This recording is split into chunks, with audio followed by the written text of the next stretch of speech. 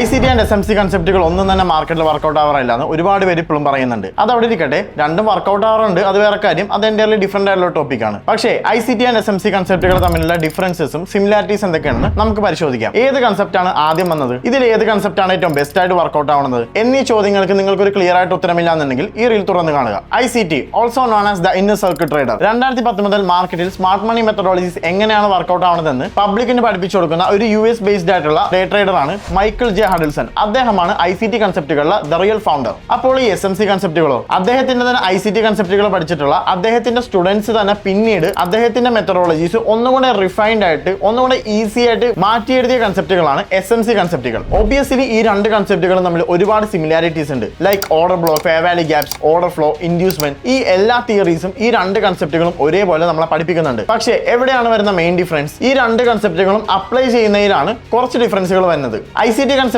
മാർക്കറ്റിനെ കുറച്ചുകൂടെ ഡീപ്പായിട്ടും ഇൻഡെപ്ത് ആയിട്ടും റീഡ് ചെയ്യാൻ ഹെൽപ്പ് ചെയ്യുന്ന മെത്തഡോളജീസ് ആണ് ഡിസ്കസ് ചെയ്യുന്നത്. സോ അതുകൊണ്ട് തന്നെ ICT കൺസെപ്റ്റുകൾ നമുക്ക് കുറച്ചധികം പഠിക്കാനും മനസ്സിലാക്കാനും ഉണ്ട്. പക്ഷേ SMC കൺസെപ്റ്റുകളോ യൂസർ ഫ്രണ്ട്ലിയും പക്ക ബിഗിനർ ഫ്രണ്ട്ലിയും ആണ്. അതുകൊണ്ട് തന്നെ ICT-നെ വെച്ച് കമ്പയർ ചെയ്യുമ്പോൾ SMC-യിൽ കൺസെപ്റ്റുകൾ കുറച്ച് കുറവാണ്. ബട്ട് സ്റ്റിൽ SMC മാർക്കറ്റിൽ വളരെ ബെസ്റ്റ് ആയിട്ട് തന്നെ വർക്കൗട്ട് ആവാറുണ്ട്. ഞാൻ ഈ പറയുന്നത് വെറുതെ ഒരു പബ്ലിസിറ്റിക്ക് വേണ്ടി മാത്രമല്ല, ഞങ്ങളുടെ കമ്മ്യൂണിറ്റിയിൽ തന്നെ ഈ രണ്ട് കൺസെപ്റ്റുകളും ഒരേപോലെ യൂസ് ചെയ്തുകൊണ്ട് പ്രോഫിറ്റബിൾ ആയിട്ടുള്ള ട്രേഡേഴ്സ് ഉള്ളതാണ്. ഇനി ചോദ്യം, ഇതിൽ ഏത് കൺസെപ്റ്റ് ആയിരിക്കും നിങ്ങൾക്ക് ബെസ്റ്റ് ആയിട്ട് വർക്കൗട്ട് ആവുന്നത്? ടു ബി ഹോണസ്റ്റ്, അത് സ്ട്രിക്ട്ലി പേഴ്സണൽ ആയിട്ടുള്ള ഒരു ഒപ്പീനിയൻ ആണ്. ഞാൻ പറയുമ്പോൾ നിങ്ങൾ ഈ രണ്ട് കൺസെപ്റ്റുകളെ പറ്റി പഠിക്കുക, മനസ്സിലാക്കുക ആൻഡ് അൾട്ടിമേറ്റ്ലി ലൈവ് മാർക്കറ്റിൽ അത് ഇംപ്ലിമെന്റ് ചെയ്ത് പ്രാക്ടീസ് ചെയ്യുക. എന്നിട്ട് കുറച്ച് കാലത്തെ എക്സ്പീരിയൻസ് ഗെയിൻ ചെയ്തതിന് ശേഷം നിങ്ങൾ തന്നെ ആ ചോദ്യത്തിനുള്ള ഉത്തരം കണ്ടെത്തുക. ICT ആണോ അതോ SMC ആണോ നിങ്ങൾക്ക് ബെസ്റ്റ് ആയിട്ട് വർക്കൗട്ട് ആവുക എന്നുള്ളത്. നിങ്ങളെ പ്രോഫിറ്റബിൾ ആവാൻ ഏത് കൺസെപ്റ്റ് ആണ് ഹെൽപ്പ് ചെയ്തിരിക്കുന്നത്? ICT ആണോ, SMC ആണോ, അതോ മറ്റേതെങ്കിലും ആണോ? താഴെ കമന്റ് ചെയ്യാം.